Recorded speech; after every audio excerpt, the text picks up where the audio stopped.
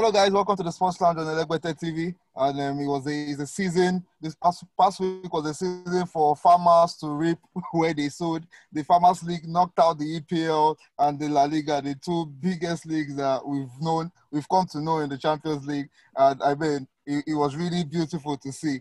And we have a star-studded lineup today. Everybody is here. We have Edafe. Edafe, how are you doing?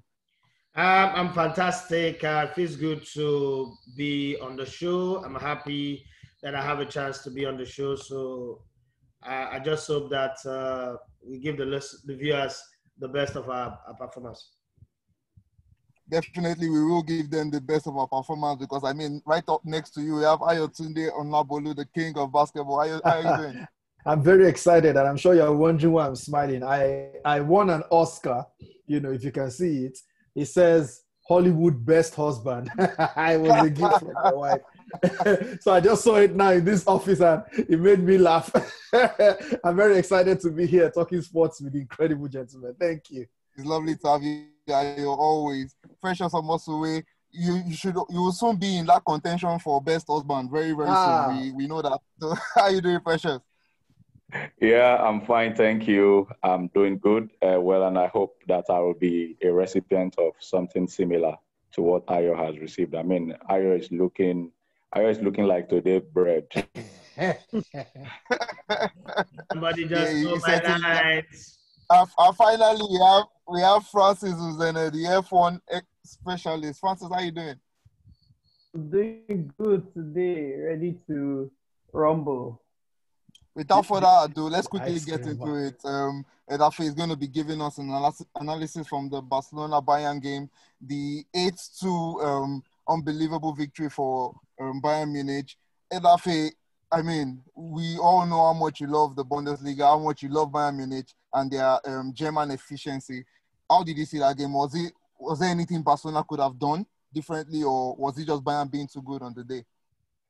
Well, I really don't see what Barcelona could have done differently. First off, this defeat has been a long time coming. It's been in the cards. We're just waiting for when it will come in because when you sack a coach who's kept you on top of the log, who's won the league last season, and then all of a sudden you sacked him maybe because you don't like his face. See, it was akin to the Felipe Trezeguet situation in '98, and this was going to happen. But I don't calculate that I was going to be this massive, of grandiose proportion of this was like Hiroshima in football.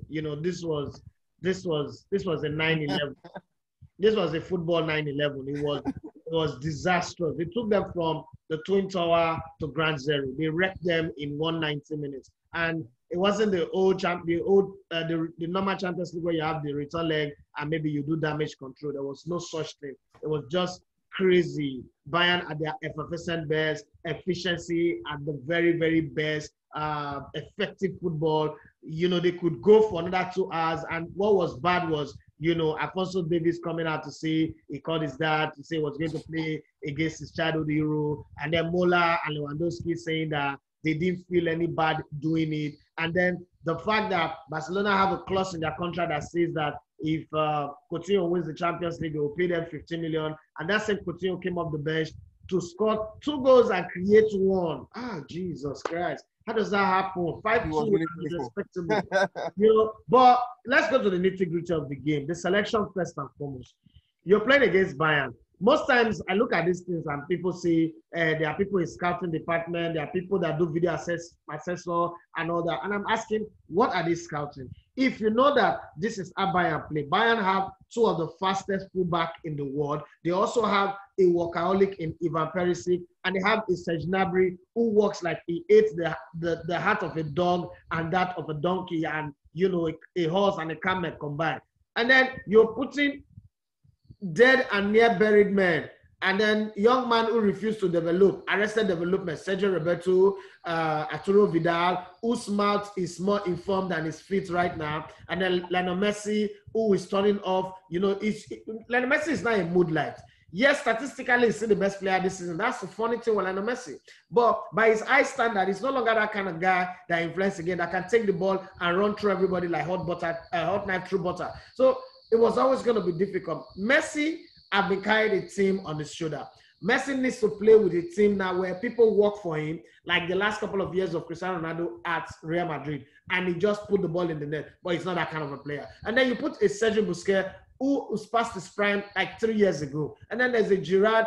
Once this defensive midfield is not stable, you don't need a Gerrard Piqué who is on slow motion, permanent slow motion or life support. And then you put him with Langley, who cannot even control him, Samado and the rest of them. It was a disastrous Barcelona team. But I just feel bad for them that the defeat was this humongous. It was very, very sad. But it was a long time coming. So surprised, I am not surprised, but I feel very, very ashamed for them. I think they can do a restart. What I would suggest, they should go by Upamecano and Koulibaly from RB Leipzig and Napoli. That will fit in well for their center back. And then they also need to spend money to buy Erling Haaland from Dortmund. And then if it is possible, get Neymar back. I know they can't buy Mbappe. Mbappe is going to end up in Real Madrid somehow. But get Neymar back, and then that would address a few things. And then look for the right midfield players that will come. I was thinking Thiago Alcantara should be a player. They should be the first person to say we need Thiago Alcantara back in Spain. But hey, what do I know? Yep. We have some very, very sick people running that club, and they do the things that you don't expect responsible people to do. I agree with you, Edafe.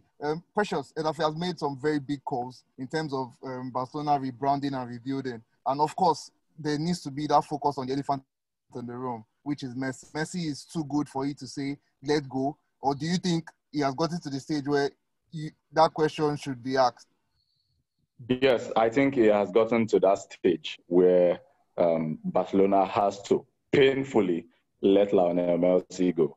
He's still a very, very valuable asset, and Barcelona will need money for the rebuild. If anybody thinks that they don't need a rebuild, then that's self-deceit. They need money for a rebuild, honestly. And Lionel Messi will still command a very good transfer fee. So he will not just command a good transfer fee, but it will also mean that their books in terms of wages will be looking a lot more healthy without Messi in the team. So I think this is the best time to let him go now. Letting him go would also allow the next coach coming in have some level of control on the team. Because obviously, Messi, yeah, we have a coach on the bench, but it's obvious that they cannot control Messi. Yeah, they cannot even sub him. They can't look him in the eye and tell him things that he doesn't want to hear. So at this point in time, for the sake of the club, they should allow Lionel Messi go. His potential destination is Inter Milan. It will be interesting to see Lionel Messi and Cristiano Ronaldo line up in the same league again in the twilight of their careers. There's still also the question of if Lionel Messi will be able to play under Antonio Conte. Of course, it's an interesting one because Conte loves the 3-4-3, and Messi would perfectly fit in that style very well. Yeah, but then Conte is a no-nonsense manager. Conte would he will cut your hair if you are strolling around on the pitch. Yeah, will Lionel Messi be able to handle that? It remains to be seen. We also don't know if Conte is going to remain as Inter Milan manager next season because he's had a spat with the owners of the club. Yeah, but then I think this is the best time for FC Barcelona to cash in on Lionel Messi. Thank you very much, Precious. I'll be coming to you shortly on the basketball playoffs and what's going on over there. But Francis, Barcelona will be going back to Spain, hearing that Lewis Hamilton has won the Spanish Grand Prix. How was the race for you? Okay, so the race for Lewis Hamilton in Barcelona was in Spain was nothing like what Barcelona encountered. So for Lewis Hamilton, from start to finish, he led the entire race.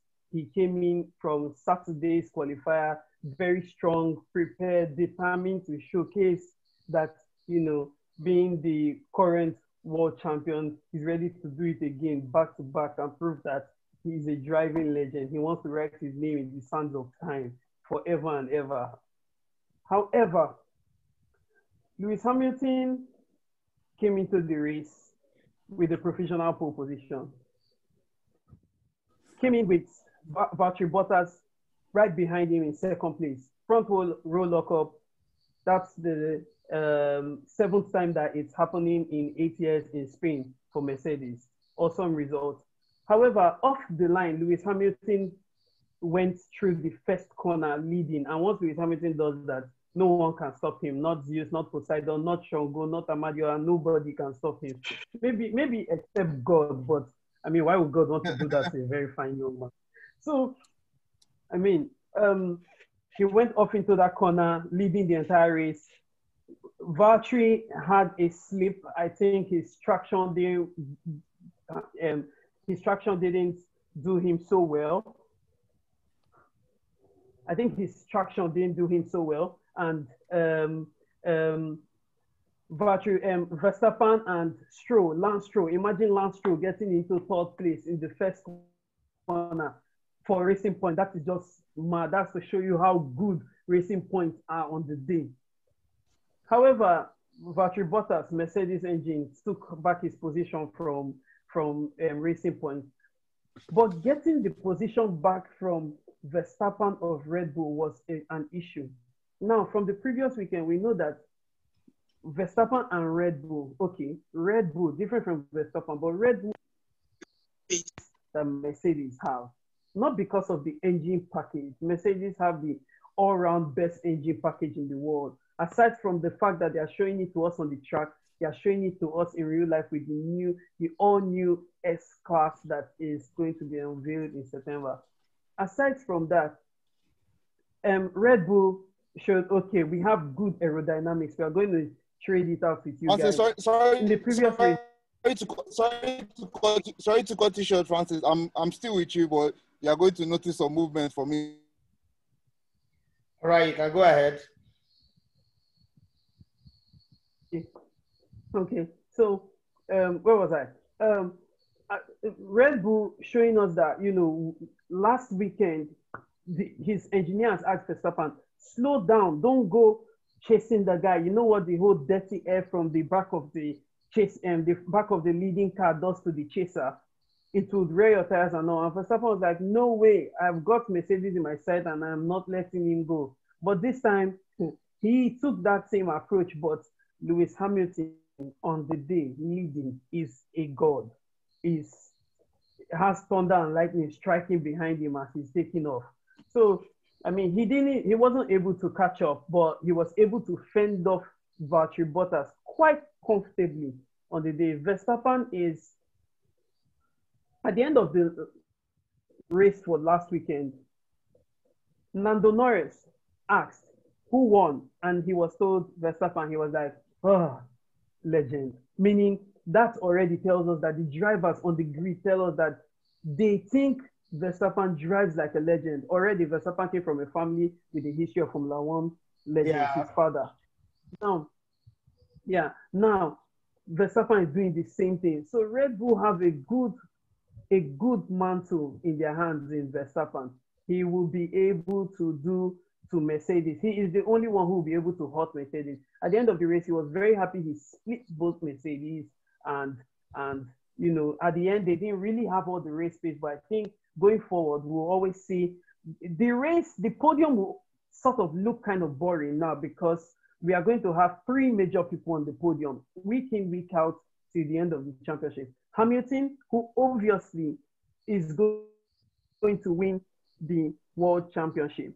Valtteri Bottas, his teammate, who is a contender, strong one, and Verstappen from Red Bull, who is also a strong contender with all the aerodynamics he has, and of which we know that not just him, but all the race drivers on that track, those 20 guys are the best.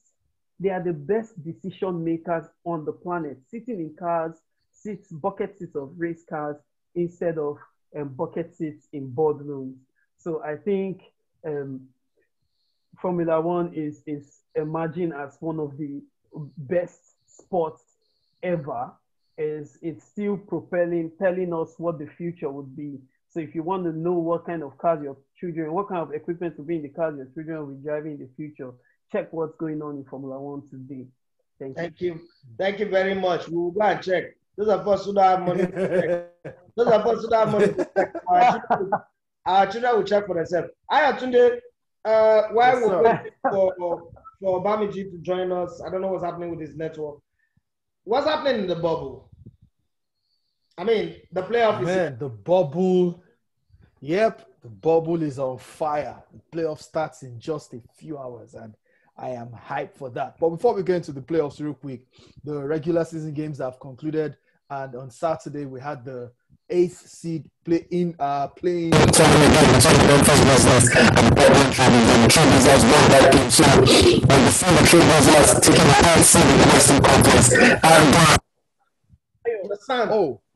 okay.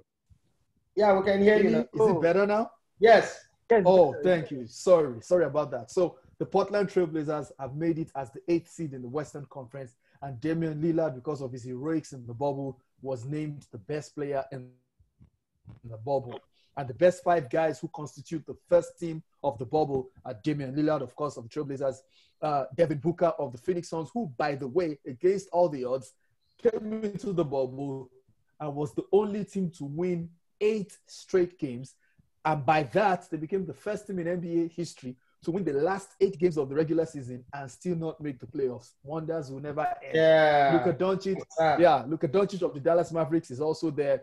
James Harden of the Houston Rockets and TJ Warren of the Indiana Pacers, who played excellently in the bubble. The second team sees guys like Giannis Antetokounmpo of the Milwaukee Bucks, Kawhi Leonard of the Los Angeles Clippers, Caris LeVert of the Brooklyn Nets. He carried them on his shoulder, led them into the playoffs, and they will be battling the Toronto Raptors. We'll talk about that very soon. And of course, Kristaps Porzingis of the Dallas Mavericks and Michael Porter Jr. of the Denver Nuggets. Coach Monty Williams of the Phoenix Suns, unsurprisingly, was named the coach of the bubble. Now to the matchups in the playoffs. Let's start with the West. Number 1 seed Los Angeles Lakers against the Portland Trail Blazers. That is one series nobody wants to miss. Now, there are no fans in the arena. Forget about the virtual fans. Now it's players going up against players. You will not have the luxury of the hype of 20,000 fans in the arena trying to cheer you and push you across the finish line. It is you, your talent, your grit, your heart, your tactics against the other guys. And now it's going to be, now the Lakers are still favorites, but make no mistake, in the bubble, the Portland Trail Blazers have the best offense. It's not even close. We used to see Steph Curry back then cross half court, get within 5-6 feet of the 3-point line and pull up for a 3. Damian Lillard has taken it to another level. He crosses half court, looks for the team logo, launches for a 3, and everybody's like, what the hell just happened? That's why we call him Logo Lillard. It's so bad that the moment he crosses half court, there are 2 guys waiting to guard him. And so that creates opportunities for the other 4 guys to do damage. Who are these guys? CJ McCollum, Gary Trent Jr., Zach Collins, Yusuf Nurkic, the big man. And that's why they have the best offense. The Lakers have a lot of work to do, especially considering the fact that their best perimeter defender, Avery Bradley, is not even in the bubble. I still think the Lakers are favorites. They might still win it. And it is said the last time the number 8 seed beat the number 1 seed, I'm trying to remember the year now, it was in the early 2000s. It was in 2010, if I'm not wrong. Yeah. Dirk Nowitzki and the Dallas Mavericks had the best record in basketball. They faced Baron Davis and the Golden State Warriors. Not these Golden State Warriors destroying people, but then they were nobodies. Yeah. And Baron Davis led the Warriors to an upset of the number 1 seed, the Dallas Mavericks. If it's going to happen again, it might just be this year. I'm not calling anything. I'm just saying what I have to say. Houston Rockets will be up against OKC. There is no Russell Westbrook for the Houston Rockets for the first few games against his former team. And, of course, Chris Paul of the OKC will be playing against his former team, Houston Rockets. A lot of bad blood. Don't be deceived. Denver Nuggets against Utah Jazz. 2 of the best centers in the game will go in head-to-head. Nikola Jokic of the Nuggets and, of course, Rudy Gobert of the Jazz. And, of course, the Clippers, one of the most loaded teams in the game right now. Kawhi Leonard, Paul George, Lou Williams, Montrezl Harrell, and so on and so forth will be going up against Luka Doncic, Kristaps Porzingis, and the Dallas Mavericks. In the Eastern Conference, Giannis Antetokounmpo will be leading the onslaught against the Orlando Magic. I think that is one of the series you can put in the bank that we know who is going to win. Milwaukee will win that series. It might end up in a sweep. I won't be surprised if it does. The Indiana Pacers against the Miami Heat, that will be another very close one. TJ Warren and Jimmy Butler will be going head-to-head. It might boil down to what happens amongst the support cast of the 2 teams. Philadelphia will be up against the Boston Celtics. And Joel Embiid has a lot of work on his shoulders. He's going to play through injury. If Philly will have any chance of winning, especially since they are without Ben Simmons, who is out entirely, Joel Embiid will have to average at least 30 points and 15 rebounds to have any chance against a very talented Boston Celtics roster. And of course, the defending champions, the Toronto Raptors, will be up against Caris LeVert and the Brooklyn Nets. Overall, I think the Raptors are going to win, but it's going to be very close. It's going to be very interesting. The question is, who is going to guard Caris LeVert? I mean, to put into perspective how good the Nets have been, Kevin Durant is a player of the Nets. He's injured. He's not playing. Kyrie Irving is a member of the Nets. He's injured. He's not playing. DeAndre Jordan is a member of the Nets. Because of COVID, he could not go to the bubble. Spencer Dinwiddie, who recently declared that he will be playing for the Tigers of Nigeria, right, is supposed to be the fourth best or the third scorer in that order. He's not playing, but the Nets still made it into the playoffs. How? Caris LeVert, a 22-year-old boy who broke his leg just a year ago, is the one leading the charge. And I'll wrap it all up by saying, look, you can throw the star names into the trash can. Why? Because of the break that everybody has had to go through, it looks like there's very little to separate these teams. And that's why the Lakers will go into the bubble and not win more than 3 games out of 8 games. That's why the Phoenix Suns will go into the bubble and beat 8 teams better than them and almost make the playoffs. That's why Damian Lillard and co will go there and be wiping teams left, right, and center. That's why TJ Warren will go for the Indiana Pacers and become the best player in a team that has Victor Oladipo, in a team that has Malcolm Brogdon, in a team that has Miles Turner. Weird things have happened. All right, Ayo, to be honest, Ayo, and I think Ayo, I need to throw this in. There's this thing they say that adrenaline and youthful exuberance can get you through the qualifiers, but the main championship, you need experience. So let me throw that into the conversation of the playoff. I mean, when it comes to the playoff, there is always that, okay, I know that the crowds are not going to be there. The media's sensation is going to be different, but Stephen A. Smith is still going to be Stephen A. Smith. It's going to be blaring all over social media and ESPN and all that. Now, my question here to you is, would the experience of LeBron James and his team, and then what's it called now, the guy that won it last year with Toronto Raptors, LA Clippers, yeah, will it come to bear? Would it have any effect in the playoffs? Oh, absolutely. Yeah, come on, man. LeBron has been to how many finals? He's played 9 finals. He's won 3. He's lost 6. That is incredible experience right there. Apart from LeBron James in the Lakers, you also have a Danny Green, who also has mad experience playing not just in the playoffs, but in the finals. Anthony Davis is one of the best players in the league. He has not had too much playoff experience. So that end up having to carry him. That star, experience power has a lot of impact. You look at the Clippers, Kawhi Leonard. I mean, when it comes to winning the championship at a high degree, how many players have a higher win percentage in the NBA Finals than Kawhi Leonard playing in the game today? Not anybody. That experience is very valuable. Paul George hasn't gone too far, except for when he was in the Indiana Pacers in 2012, 2013, when they lost to LeBron James and the Miami Heat in the Eastern Conference Final. That is tons of experience right there. So definitely experience will count. But the truth of the matter is, even experience rides on the wave of emotion at times. Yeah. Emotion supplied by 20,000 fans in the arena. Right now, you are coming face to face with young guys who are telling you to your face, look, we know you are the king, but there's no king that lasts forever except God. Your throne is up for grabs, and I am coming for it. That will make you think of certain things. LeBron is not the youngest LeBron anymore. LeBron is 35 right now. And if anything I've seen so far in the bubble is anything to go by, he's having injuries too. He's having to play through injuries. His productivity has dropped a little bit. Anthony Davis, for most of the bubble, played like Robert Sacre. Question is, who is Robert Sacre? That's the point. A nobody. That's how Anthony Davis played for most of the bubble. So if these guys are going to make an impact, they have to step up right now. All right, Ayo, thank you very much for giving us what's happening in the bubble. There is another bubble in Lisbon, and experience did not count for anything because the farmers are harvesting even in planting season, and that is incredible. So I'm going to go to Precious Omosuwe. Precious, I believe that Pep Guardiola's biggest problem is not learning from his mistake. And I attribute that to a lot of arrogance, a lot of I know it all. I don't need anybody to tell me this system has worked for me before. Because every time he's lost in the quarterfinals of the Champions League in the last 4 years, it's the same system that has defeated him, and he's not learned from it. What is your opinion about Pep? At this point, do you go with the boo boys who say he's a fraud, he doesn't know what he's doing, he should be fired, he should be let go, or given another chance? Give me what you think, and I don't take my word, but give me your own word. What do you think of Pep Guardiola and Man City? Okay, first of all, let me state that as an employer, you define the metrics you use to judge the performance of your employee. So for all those saying Pep Guardiola has been a failure, until the Manchester City owners come out and say that, then he's not yet a failure. Amen okay, because they know the targets that were given to him at the start of the season. Yeah, and then that's what they are going to judge him with when they have their end of season meeting.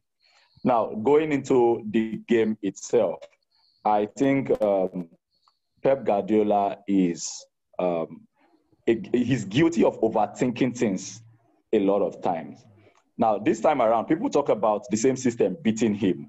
But let's be a little bit fair to him. I'm not trying to make excuses for him, because I think that 90% of the reason why they lost this game is on him. Even though we will talk about the miss from Raheem Sterling, of course. If Sterling had put that ball in the net at 2-2 and that late in the game, Manchester City would have had the momentum and they would most likely have pushed for a winner.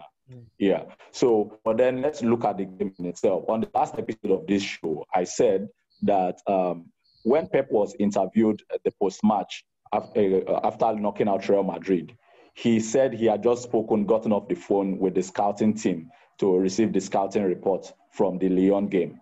And so I think he settled down, analyzed the game. You can't tell me that a person as intelligent as Pep Guardiola did not see the pattern of play that Lyon used to knock out Juve. And it was exactly the same style of play they deployed against Manchester City. But what Pep Guardiola did this time is he did something that he is not used to. Yeah, Pep Guardiola is not the kind of manager who will normally tweak his style, who will react to your style of play. He has his templates, and he expects that when he's meeting you, that's where the arrogance you talked about comes in now. He expects that when he's meeting you, you should be the one to change your style to counter what he's coming against you with. But this time around, Pep Guardiola tweaked his formation, and instead of going with the 4-3-3 that Manchester City have played like 400 million times this season, he decided to go for a back three. Let's look at it tactically, okay, and not analyze this with the eyes of the average fan. If you are going to face a team that plays long balls and you want to have some level of defensive solidity, 3-5-2 or 3-4-3 is not a bad formation. It's not bad in the sense that Lyon play with a lone center forward, and that lone center forward is Memphis Depay. That's what they did against Juve. Now, what Pep Guardiola did is, I'm going to line up 3 center backs. There is no way this one center forward, who is not a bully, he's not a Drogba kind of center forward that will bully the 3 center backs and bamboozle his way into and force them into submission. It's just Memphis Depay, with all due respect. And so he went for the security of 3 center backs, which I think tactically was the right thing to do on the night. However, he met another manager who also had his thinking cap on. Ooh. And if you watch the game, Rudy Garcia did not change his tactics, really. But what he did was that instead of having Memphis Depay play centrally, Depay was always running into channels. If you see the first goal that Lyon scored, it came from a decoy run.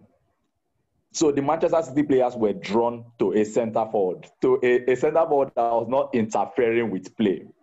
And then it dragged them out of position. You look at the other 2 goals that Dembele scored from the bench. Dembele is a traditional center forward. He has never been renowned as a winger. But when he came onto the pitch to replace Depay, he didn't go and stay centrally. He went and stood in the pocket of space left by Joao Cancelo as Manchester City's left wing back. So it means that was a tactical switch. It means the three Manchester City centre backs, when they had nobody to mark, they were confused. Okay, so what happened? The shot which came straight from Raheem Sterling's miss was spilled by Ederson. And the three centre backs did not see Dembele coming. He just came in from the right wing and then got a free tap into goal. So on the night, I think Pep Guardiola got his tactics right, even though he is not renowned for playing this kind of game, but he got his tactics right. If they had won this game, the narrative would have been different. The narrative would have been the same media guys now who are flogging Pep Guardiola are the same guys who will come back and start raving about the tactical genius of Pep Guardiola. That's the way I see it. Yeah. However, I kind of agree with you on that, but I'm saying that on the training ground, because I've seen the Amazon footage of the first edition of the All or Nothing, and then there was this case where he was told about he should watch out for Crystal Palace, and Crystal Palace came and drew with him. Now my point here is, do you think, because Ribéry and Robert complained about that when he was at Bayern, and we're really short for time, but I'm going to ask you this, and any other guys in here can add their own voice to it. Do you think that Pep Guardiola makes players become robotics? Because if you read the book of Zlatan Ibrahimovic, he alluded to that too, that he's using a Ferrari like an Audi. Do you think it makes his players so robotics that they must function in a particular way? Because if we're three defenders, a center forward decides to drift wide, one person is supposed to track him and then two will remain. But maybe because they want to play to the coach instruction of he's the alpha male in the team and he knows better. You know, Thierry Henry said one time that he got a pass, he dribbled his well and he scored. And Pep Guardiola removed him and he asked him, why did you remove me? He said, that's not what I asked you to do. So everybody wants to do what Pep Guardiola says they should do. And then they end up losing like this. Do you think he's over controlling the players in such a way that they do no longer have a mind of their own, but somehow they are playing to Pep Guardiola's remote control from the bench?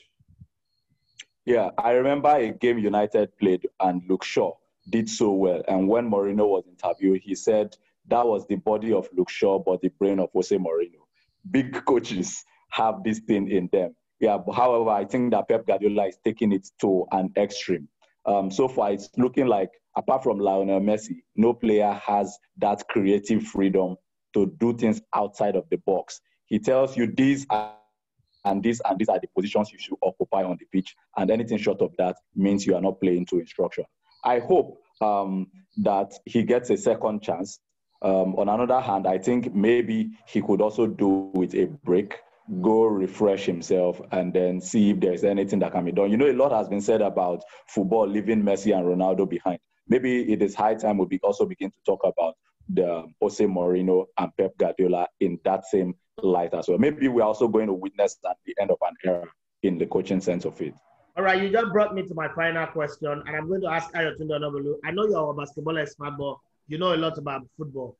Do you think that the cycle of coaches is now 10 to 12 years? Once you pass that, Arsene Wenger, apart from Sir Alex Ferguson, all of the other coaches, their best years, after 10 to 12 years, they become worthless. Ayotunde Onobolu, do you think after 10 to 12 years, these coaches should step down? Because now we now have Rudy Garcia, Nagelsmann, Jurgen Klopp is still in the midst, and all these other people popping up. Do you think it's time for people to say, hey, Pep Guardiola, chill, go and coach Espanyol, go and coach Real Sociedad. Let's get the new generation of coaches?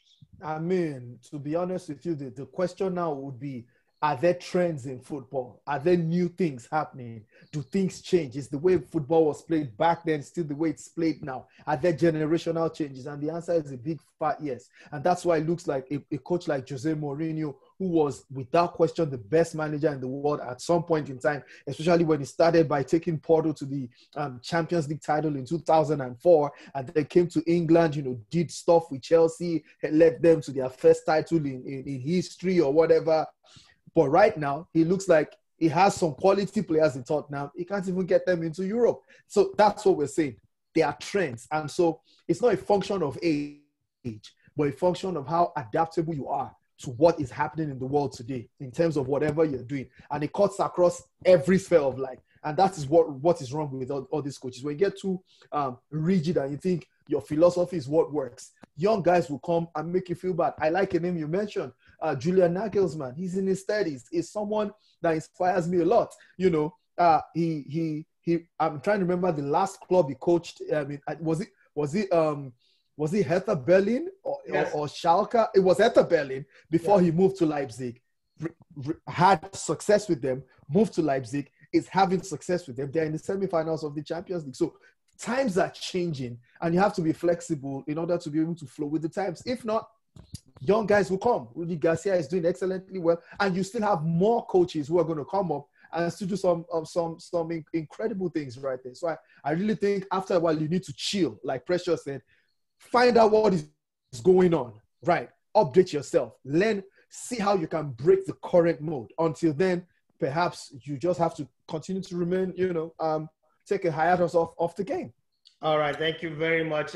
We've come to the end of this very exciting, explosive, and interesting episode of the Sports Lounge. Thank you very much, Francis, for your velvetonic and ice cream-like presentation of Formula One. You make me fall in love with Formula One a whole lot more, and for the explosive American-like a reportage about basketball. Next week, we're going to get updates about what has happened. And then that's from Ayotunde Onobolu. And then Precious, thank you so much. Sorry, Bamije has to go, but it was a network thing, and we hope that next week you'll be with us. Well, I want to say we hope that one day we'll be discussing this show. I'll be talking about coaches like Ayori Sylvester of the Surulere League, Issa, Jamil, and the rest of them that are in the Surulere League. I just hope so that day will come, because we're working on something. And guys, watch out on this space, because there is something coming that has never been done on the African space before. We're going to give you all of that. Thank you very much. And don't forget to subscribe, like, share, and comment on all our content. Thank you very much, guys, and have yourself a marvelous week ahead of you.